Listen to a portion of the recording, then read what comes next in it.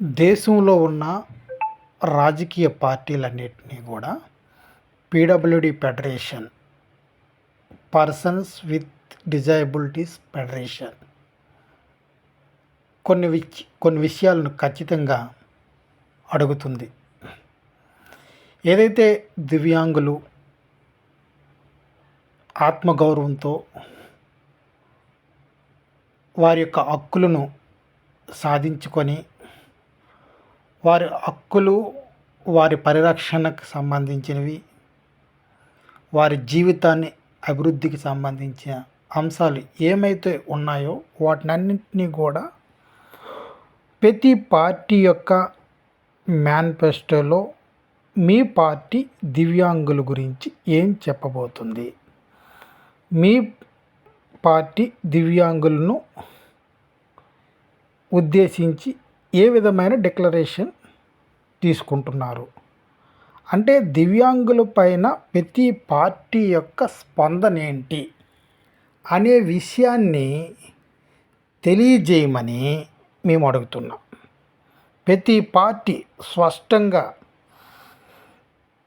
మేము దివ్యాంగుల కొరకు ఈ ఉద్దేశాలు కలిగి ఉన్నాము, దివ్యాంగుల పైన మేము ఇలాంటి అవగాహన కలిగి ఉన్నాము, వారు భవిష్యత్తు నిర్మాణముకై, వారి అభివృద్ధికై, వారు ఆత్మగౌరవంతో బతకడానికై మేము ఈ డిక్లరేషన్ని ప్రకటిస్తున్నాం.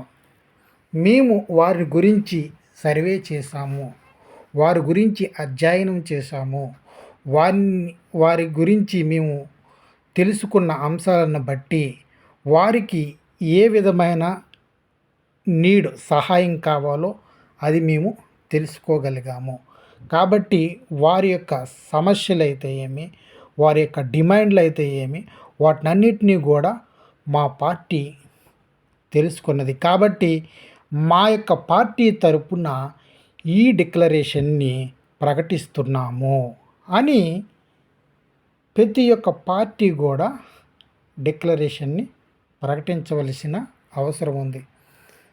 వైఎస్ఆర్సీపీ పార్టీ అయినా, టీడీపీ, జనసేన, బీజేపీ ఉమ్మడి నాయకత్వం అయినా, కాంగ్రెస్ పార్టీ అయినా, CPI, CPM, Aam Aadmi party, జై భారత్ నేషనల్ పార్టీ, బిఎస్పి, ఇంకా ఏ ఇతర పార్టీలున్నా ఆ పార్టీలు దివ్యాంగులపైన ఒక ఉద్దేశం కలిగి ఉండవలసిన అవసరం ఉంటుంది.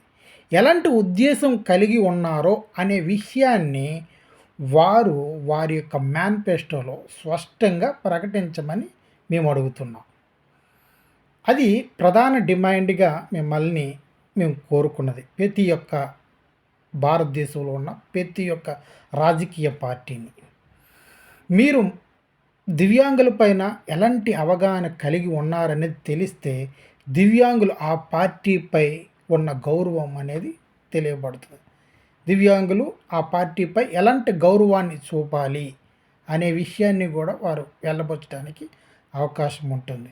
కాబట్టి పీడబ్ల్యూడీ ఫెడరేషన్ తరపు నుంచి దివ్యాంగులు మేలు కొరకు, వారి యొక్క అవసరం నిమిత్తం, వారి క్షేమాభివృద్ధి నిమిత్తం, వారి సంక్షేమం నిమిత్తం దివ్యాంగులకు పెన్షన్లు 7,000 పెంచితే ప్రతి పార్టీ కూడా 7,000 పెంచే దిశగా అడుగులు వేయాలని వారి యొక్క మేనిఫెస్టోలో పెట్టాలని, వాళ్ళ మేనిఫెస్టోలో ప్రతి ఒక్క పార్టీ మేనిఫెస్టోలో ప్రకటించాలని తెలియజేయడం జరుగుతుంది.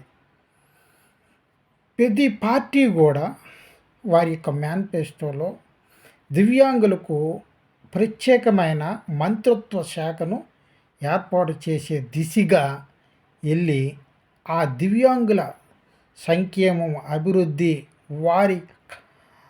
వారికి ఏదైతే వారు ఉన్నతంగా జీవించే ప్రతిపాదనలోనే వాటన్నిటినీ నెరవేర్చడానికి వారి ఉపకరణాలకై అయితే ఏంటి, వారు కావలసిన ఏది అయినా వారు పొందుకోవడానికి ఈజీగా ఉండేటట్లుగా ఆ సంక్షేమ శాఖలో అంటే ప్రభుత్వ సంక్షేమ శాఖలో 10% నిధులు కేటాయించమని అడుగుతున్నా.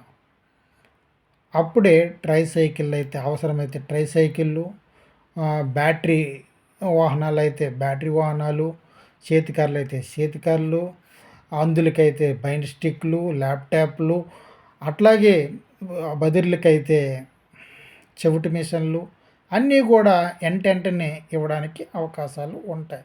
బడ్జెట్ అనేది వికలాంగుల యొక్క సంక్షేమ శాఖలో లేకపోతే ఎక్కడి నుంచి తెచ్చి ఇవ్వడానికి అవకాశాలు ఉంటాయి.